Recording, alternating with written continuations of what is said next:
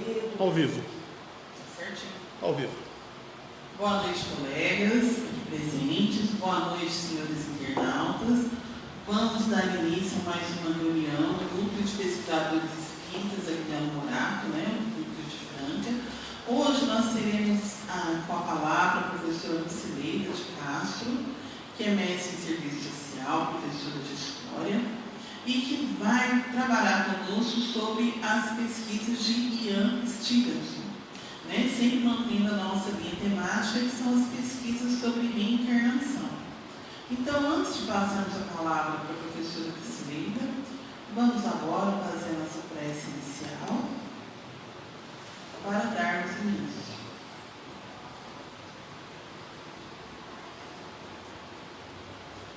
Vamos elevar o nosso pensamento a Deus, aos nossos mentores, e solicitar que estejam presentes aqui conosco, que essa reunião seja esclarecedora, que por meio dela venham questionamentos e que nos levem a maiores pesquisas. Se conosco, irmãos maiores, Pai, e que assim seja. Agora eu passo a palavra para a professora Lucileida.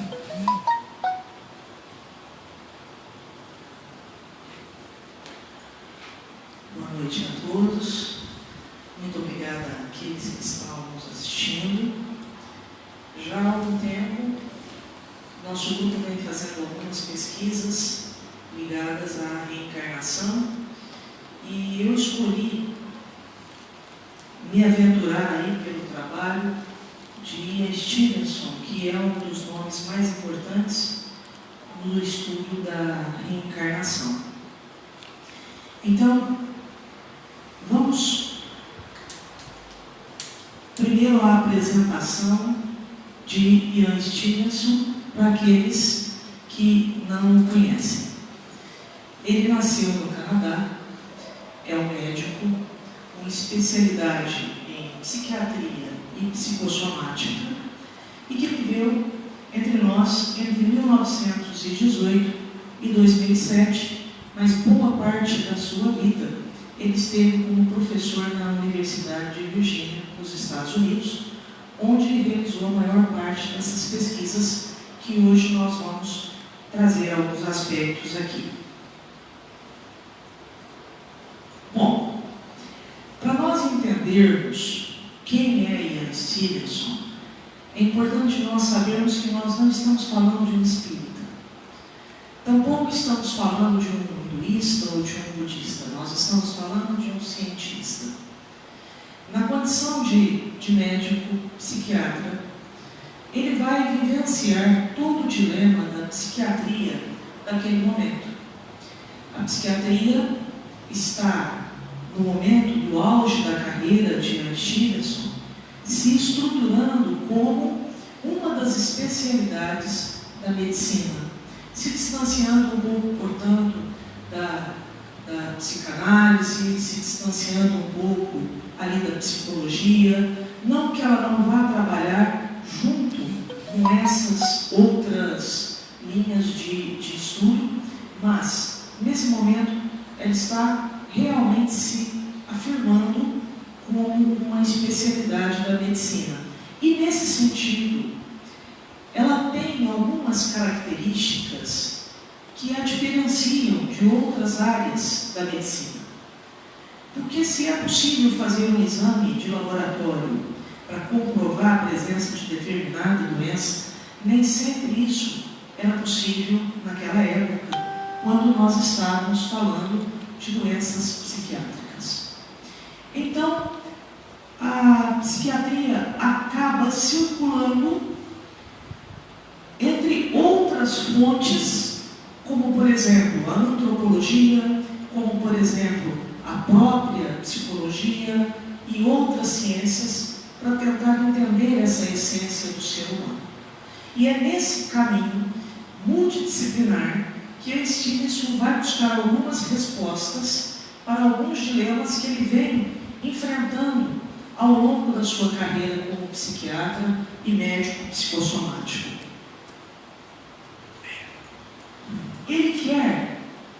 Ele quer procurar algumas respostas.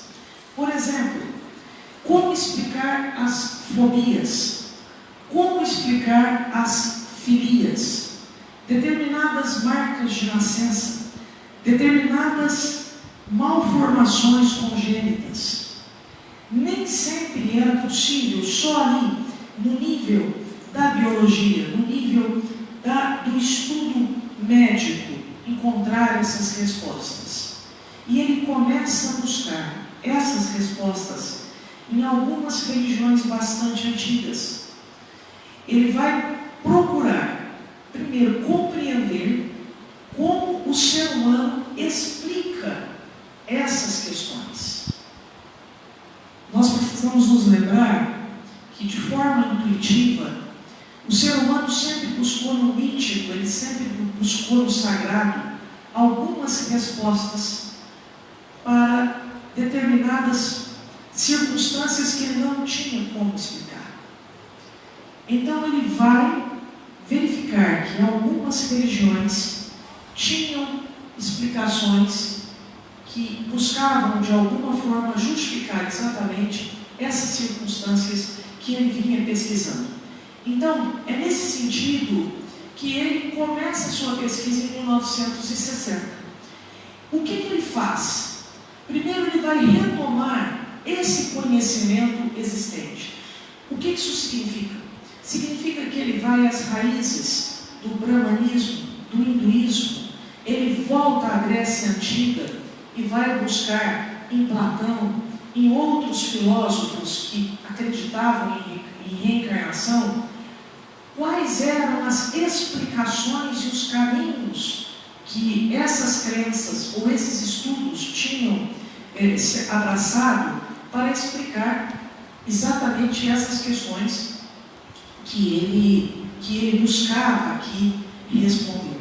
Então, que ele se debruça sobre o estudo dessas religiões. A mente humana sobreviver à morte do corpo físico e posteriormente associar-se ao novo corpo material. Veja bem, ele está falando de reencarnação, ou como diziam os gregos, de palingenesia. Então, a ciência vai buscar algumas respostas nessas antigas crenças. Muito bem. Pensando inicialmente na filosofia, nós temos aqui a palavra palingenesia, que vem do grego palingênesis, que significa novo, gênesis, nascimento. Aquilo que nós chamamos de reencarnação. Então, era uma palavra muito utilizada pelos filósofos históricos. Aí estamos entre os séculos 3 e 6 a.C. E, basicamente, já nesse momento, eles consideram uma possibilidade do renascimento. Eles consideram a possibilidade da reencarnação. Mas não só a filosofia traz essa linha de pensamento. Né? Nós temos aqui nomes muito conhecidos, como Pitágoras, Platão, menos conhecido, mas não menos importante para essa questão, Plotino. Todos esses sábios respeitados da filosofia grega entendiam que a reencarnação era algo possível. Pois bem, mas ele também vai às crenças religiosas. Não é novidade que o budismo crê na reencarnação, de uma crença que surgiu na Índia no século 6 a.C. Estamos falando, portanto, de uma crença aí com praticamente 2,5 milênios, né, que tem é a terceira maior religião do mundo hoje. Então, isso não é pouco. Ele estuda também profundamente o hinduísmo. O hinduísmo que surge na Pérsia, depois vem para a Índia e, vejam bem, nós estamos falando aqui de uma crença surgida na pré-história. Então, desde a nossa pré-história, os humanos intuem na possibilidade da reencarnação. Mas mesmo assim, Stevenson percebe que essas crenças, elas não buscaram uma comprovação científica. Elas têm histórias, elas estão profundamente arraigadas naqueles que seguem essas crenças, porém, elas não trazem as provas científicas que ele, enquanto cientista, médico e pesquisador, ele precisava. Então, o que ele faz?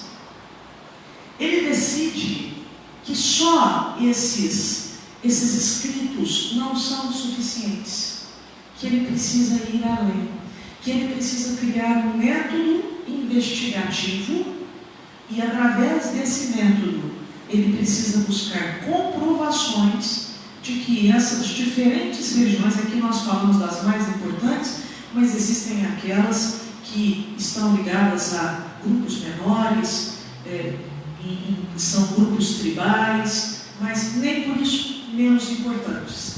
Então, nesse momento, ele entende que ele precisa desenvolver uma metodologia que lhe permita verificar se de fato esses casos de palingenesia ou reencarnação são reais.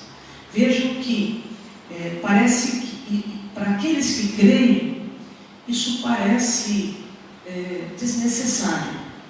No entanto, estamos falando de um cientista em busca de um caminho que ele pudesse utilizar na cura dos seus pacientes, ou que pudesse eventualmente permitir que entendesse melhor as circunstâncias nas quais ele estava envolvido, mas ele precisava da ciência. E ele vai exatamente atrás dessas respostas. Depois de um certo tempo de pesquisa, ele já tem algumas evidências de reencarnação. Em nenhum momento ele afirma que a reencarnação é algo que seja cientificamente provável, mas ele leva aquele que acompanha os seus estudos a seguir o seu raciocínio. E é óbvio, né? Se alguém perguntasse a ele, não ao cientista, mas ao homem, o senhor está nesse momento convencido da reencarnação? A resposta dele teria sido sim. Então ele vai, nesse momento, publicar aqui o seu primeiro livro, que é a evidência da sobrevivência de alegadas memórias de antigas encarnações. O que é isso? São pessoas que começam a ter lembranças de vidas passadas. E ele começa a ir atrás dessas pessoas nos mais variados lugares do mundo. Então nós vamos observar aqui que o Stevenson, ele não mede esforços. Ele vai à região do Alasca, ele vai a regiões ali do Canadá, ele vem ao Brasil, ao norte da África, ele vai ao norte da Europa, ali naquela região mais próxima ao que a gente chama hoje de Palestina, Síria, naquela região, ali na própria Índia. Ele tem alguns patrocinadores que financiam suas pesquisas e ele consegue viajar para todos esses lugares e ele faz um número imenso de pesquisas. Para tanto, ele precisava ter uma metodologia. Uma metodologia que pudesse não só ser usada por ele em todos os casos e investigações, mas que pudesse ser replicada, que pudesse futuramente, o seu trabalho pudesse ter continuidade e outros pesquisadores pudessem seguir o caminho que ele vinha trilhando. Então aqui temos um recorte da metodologia que ele desenvolve. Sileide, não sei se agora é a hora de eu fazer a pergunta, mas ele publicou o primeiro livro. Sim. Ele já tinha essa metodologia ou ela veio depois? Já ele vai desenvolvendo essa metodologia, mas essa metodologia ela já vai. Eu imagino, Adolfo, que ele vai sobre o que ele exame. Então ele tem aqui, primeiro, ele divide em dois grandes grupos. O primeiro grupo, sem características paranormais nas memórias aparentes. Esse grupo não interessa muito para ele. Veja bem, nós estamos falando aqui, né? Por exemplo, deixa eu chegar um pouco mais perto aqui, né? Você não tem como provar se aquela pessoa que está sendo citada, se ela de fato existiu. Ele não tem como aferir, ele não tem a quem recorrer para tentar comprovar isso. Então esse tipo de caso não vai interessar para ele. Depois disso, a pessoa está se referindo a um personagem muito conhecido. Vamos aqui exemplificar. Eu fui Napoleão Bonaparte. Ora, a vida de Napoleão Bonaparte não é segredo para ninguém.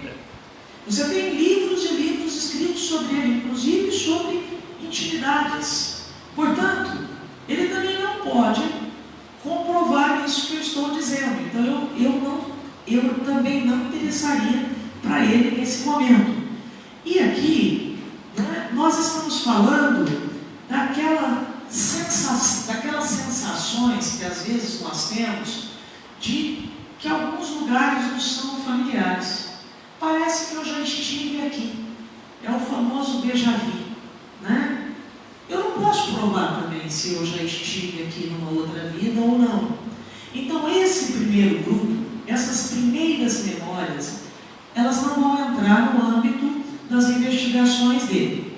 Ele vai trabalhar com uma coisa muito mais específica, que é um conhecimento não habitual de um lugar ou de um tempo que não poderia ter sido obtido de forma natural. O que é ser obtido de forma natural? De ouvir, né, alguém contar, de ler.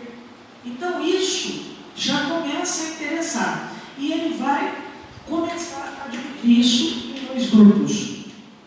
O primeiro grupo é o conhecimento paranormal de lugares. Eu nunca fui até esse lugar, mas eu consigo descrever de forma minuciosa algumas características que, em loco, ele poderia comprovar. E uma outra circunstância, né, é você ser capaz de relatar eventos aí relacionados a pessoas e muitas vezes aquilo que você mesmo viveu numa vida anterior. Então veja, primeiro existe aqui um recorte qualitativo. Não é qualquer tipo de depoimento que serve para a pesquisa dele. Existe, portanto, ali uma pré-seleção.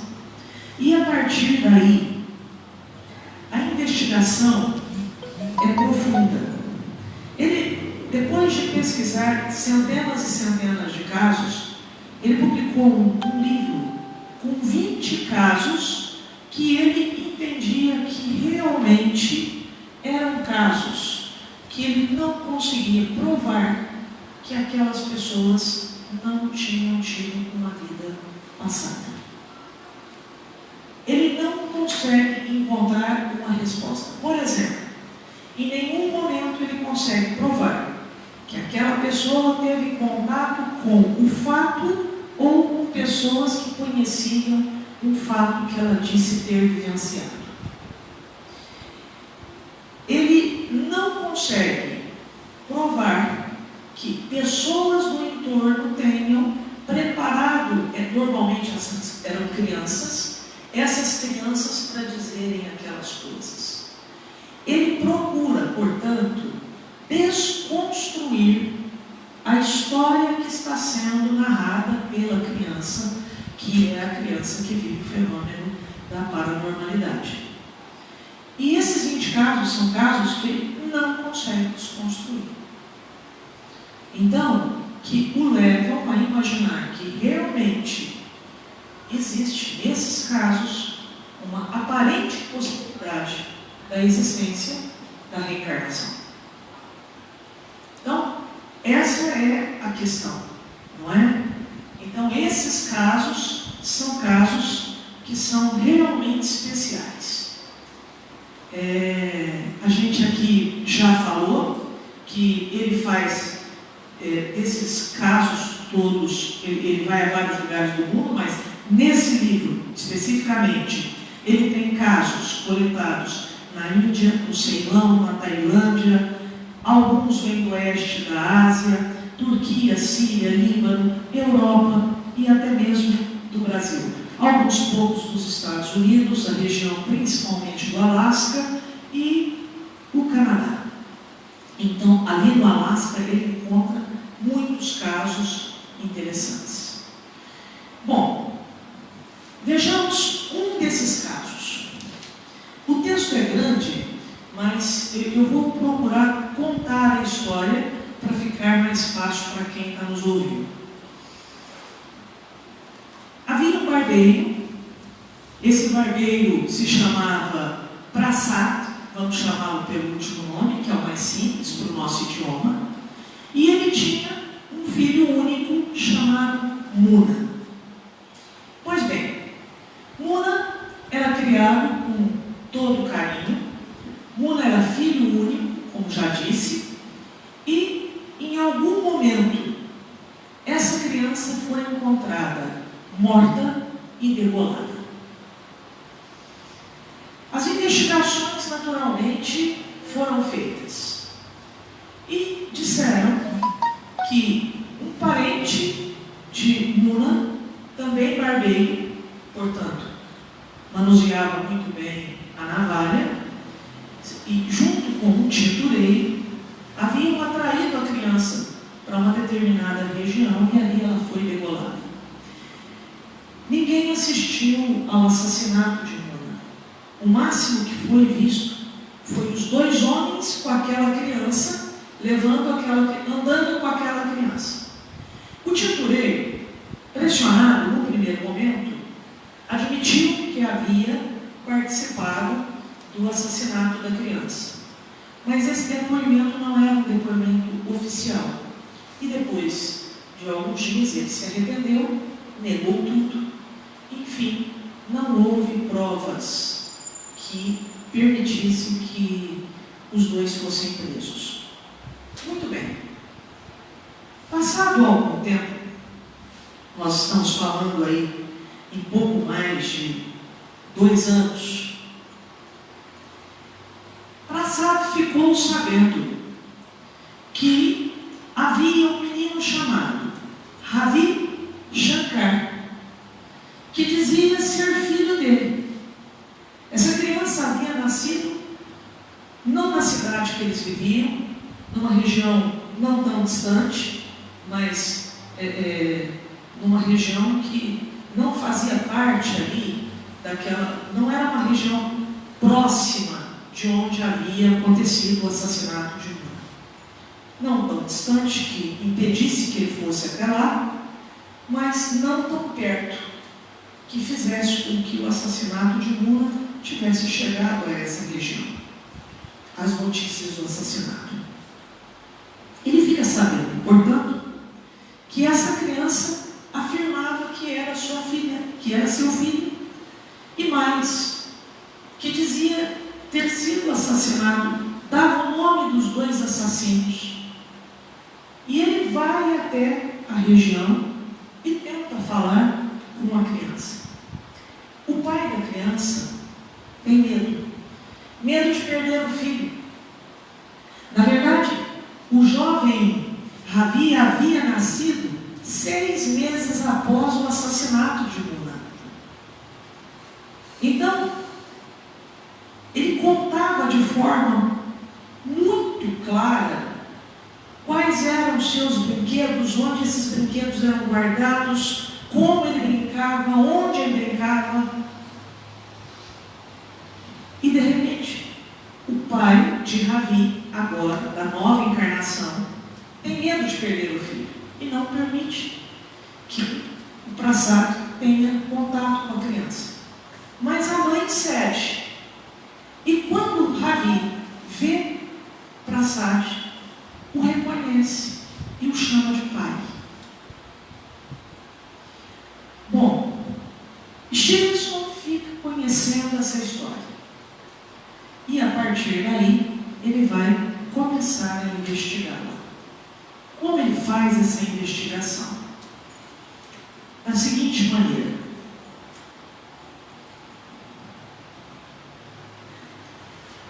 Há uma coisa que eu não disse, mas bastante significativa, que o jovem Ravi Shankar tinha aqui uma cicatriz fina, longa, que parecia um corte feito à navalha.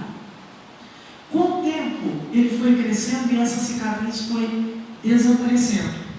Mas era um sinal possivelmente congênito, porque a mãe só percebeu esse ferimento, ou essa marca na pele dele, já um tempo depois que a criança havia nascido. Então, Stevenson vai pesquisar esse caso. Como é que ele pesquisa? Primeira coisa,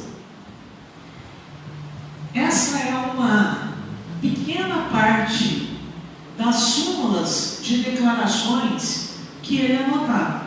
Essas súmulas têm páginas e páginas e páginas. Esses são os 4 primeiros itens. Então ele tem aqui os itens, né? Então aqui ele tem, em primeiro lugar, que Muna era filho de Prasad, Josnishkar, e foi morto por degolamento. Quem informa isso? A irmã mais velha do Ravi. Veja, quando eu falo Ravi, é o garoto reencarnado. E a irmã contou que a criança dizia ser filha desse homem. Muito bem, ele vai verificar. Quem ouviu a criança contando? Nós temos aqui várias pessoas, vizinhos, pessoas próximas. Todas essas pessoas ouviram, portanto, confirmam aquilo que a irmã estava dizendo. Ele não fica só com a palavra da irmã, ele vai atrás, não é? E aqui ele tem os próprios comentários, que o Prasad tinha um filho Muna de 6 anos, que foi assassinado no dia 19 de janeiro de 1951. Essas são as anotações dele. Aqui, a mesma coisa, não é? Que o pai era barbeiro, então aqui, né? Quem conta é Jalraj Kumar Rathore, que diz que a criança dizia que o pai dele, Muna, primeira encarnação, era barbeiro. Quem vai confirmar que eu era barbeiro? O Prasad, pai de Muna. Veja, essas pessoas não se conheciam. Ele toma todo o cuidado para ter certeza que essas pessoas não se conhecem. O pai morava no distrito de Shipati, em Kanauji. Aqui, essas pessoas todas contam que a criança dizia isso. E o próprio Prasad confirma que de fato esse era o endereço dele. Então, assim ele faz com todos os itens que são narrados. É assim que ele vai conseguindo construir ou desconstruir a história daquela criança que diz ter vindo de um... Aliás, eu imagino que essa criança, ela nem tivesse ideia de ser reencarnada. A impressão que a gente tem é que ela ainda está presa à encarnação anterior. Né? As memórias, os sentimentos, os afetos estão todos ligados à encarnação. Um processo rapidíssimo, nós estamos falando de 6 meses, né? E essa criança já reencarnou. Muito bem. Agora, para finalizar, que as minhas minhas novas pesquisas agora, eu pretendendo encontrar na doutrina espírita algumas explicações que foram verificadas pelo Ian Stevenson. Né? Eu imagino que eu esteja sendo assim um pouco pretensiosa, mas de qualquer forma é o que eu quero tentar fazer. E aqui, lendo no Depois da Morte do Leão Diniz, no capítulo 41, que ele fala de reencarnação, veja bem, eu gostaria de ler, porque é de uma importância muito grande esse trecho. A reencarnação realiza-se por aproximação graduada, por assimilação das moléculas materiais ao perispírito, o qual se reduz, se condensa, tornando-se progressivamente mais pesado, até que, por adjunção suficiente de matéria, constitui o invólucro carnal do corpo humano. O perispírito torna-se, portanto, um molde fluídico, elástico, que calca a sua forma sobre a matéria. Daí dimanam as condições fisiológicas do renascimento. As qualidades ou defeitos do molde, ou seja, perispírito, reaparecem no corpo físico, que não é, na maioria dos casos, senão imperfeita e grosseira cópia do perispírito. Por que eu coloquei esse trecho? Por conta da marca que a criança trazia no pescoço. Nós estávamos aqui no momento que eu falava da reencarnação do jovem Ravi, que foi um processo muito rápido. Portanto, essa marca, ela é plasmada ali, ela aparece claramente como um corte de facão na linha do seu pescoço. E os outros 19 casos mostram bem isso. Veja, vamos nos lembrar. Ele está preocupado em entender as fobias, as malformações congênitas, as marcas de nascença, e é isso que ele quer entender. Esse é o objeto dele. E quando a gente lê esse trecho do Leão Diniz, é muito interessante porque parece que ele está explicando ao Ian Stevenson por que é que essas marcas aparecem, não é? Então essa é a nosso próximo desafio, pegar alguns outros casos e tentar verificar se nesses outros casos também houve esse processo que nós vimos aqui com o pequeno Ravi. Bom, essa é, portanto, uma parte da pesquisa que no nosso grupo eu venho fazendo sobre o trabalho e a pesquisa do Ian Stevenson. Não é? É muito bom poder compartilhar isso, saber que existem pessoas interessadas em conhecer um pouco mais sobre isso. Lembrando que o nosso grupo é um grupo também científico. Não é? As nossas crenças, por mais que elas sejam sólidas, não há razão para que nós não possamos cientificamente comprová-las, não é? Então é esse o nosso objetivo aqui. Eu quero agradecer a Adolfo, quero agradecer a Rutineia por estarem aqui conosco nesse momento e agradecer também a você que está aí nesse momento nos ouvindo. Mas eu posso fazer uma pergunta? Você deve. Advogado do diabo? Sim. Desculpa a expressão. Mas essa expressão é perfeita. Allan Kardec ele fala o seguinte, que a memória é um atributo do espírito. Sim. E que, portanto, as lembranças, elas são do espírito. Sim. E não do perispírito, que é matéria. Mas eu penso, Adolfo. Eu gosto de inteligente por isso, já entendeu a pergunta. Eu penso, Adolfo, nas anomalias linhas, nos sinais. Quando você vê, seria interessante a gente fazer uma roda para discutir esse assunto mais profundamente. Mas quando você pensa que aquela criança trouxe aquela marca exatamente no local que a outra criança foi degolada e trouxe todas as lembranças, a tal ponto do Ian Stevenson trazer esse caso, e a foto é do livro do Stevenson. Então, como que a doutrina explicaria essa coincidência?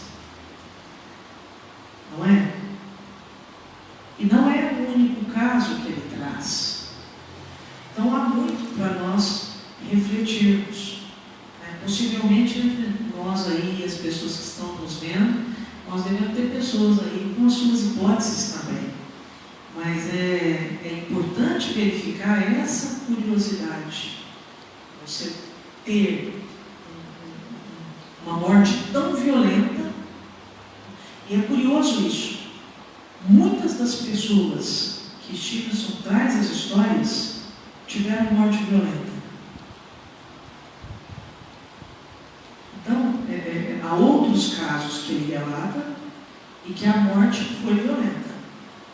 Então, e essas pessoas se queixam de dores em determinados lugares e a medicina não encontra nada, né? As manchas e marcas que trazem no corpo. Por isso eu estou aqui tendo a ousadia de trazer esse trecho do Leon Diniz para tentar começar a entender um pouquinho como é que isso aconteceu com essas pessoas. O Brian Weiss não traz tanta questão da marca, traz também algumas situações, mas ele fala muito assim das dores, que ninguém sabe de onde vem, né? E a pessoa não sabe por que sente aquilo, né? E até um ponto de intersecção aí entre eles, né? Que vão buscar causas físicas, por exemplo, o Weiss busca a cura de causas físicas, né? Aquela dor que eu não sei de onde vem, aquela fobia que eu também não sei de onde vem. Então, quando a gente está nesse estudo, eu falo que agora que a gente está apresentando, eu estou vendo a linha condutora, que é justamente essa, né? Olha, nós temos aí a minha encarnação como um princípio da doutrina espírita, mas nós estamos trazendo pesquisadores que não eram espíritas e que por outros caminhos chegaram a esse fato.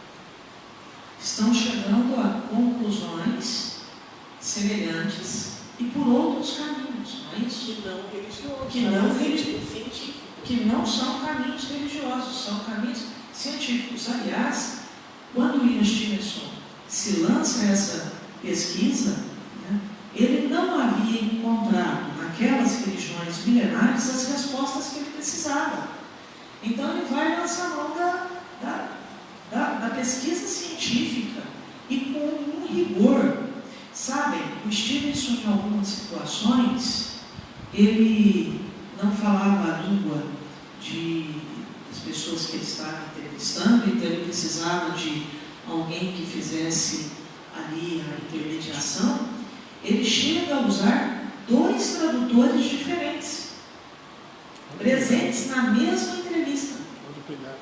Cuidado para evitar, por exemplo, que um sentido que às vezes a pessoa usa uma palavra para tradução que não é a melhor palavra naquele momento. Então ele tem também situações em que ele tem as próprias anotações, as anotações de uma outra pessoa, para que não escape nada. Então é um trabalho profundamente bem feito, um trabalho que deixou aí uma marca muito forte e que nós sabemos que agora há um grupo que fazendo uso dessa metodologia, buscando evidências de reencarnação aqui no Brasil. Né? Então, é um trabalho que está se multiplicando, mas sempre com esse viés científico. O Hernani Guimarães Andrade, que foi assim, um dos principais, talvez o principal interlocutor dele no Brasil, ele diz o seguinte, que são, nesses casos, que a criança entre uma encarnação e outra, o período é curto, Então não houve tempo suficiente, o chamado processo de esquecimento. Então aí nesse caso, né, o perispírito ele acaba, é como se fosse plasmando mesmo, né, o molde, né, que isso está no espírito. E aí a criança nasce e são os mesmos sinais, as mesmas marcas. Ele dá um nome, agora eu não me lembro qual que é o nome, o termo que ele usa.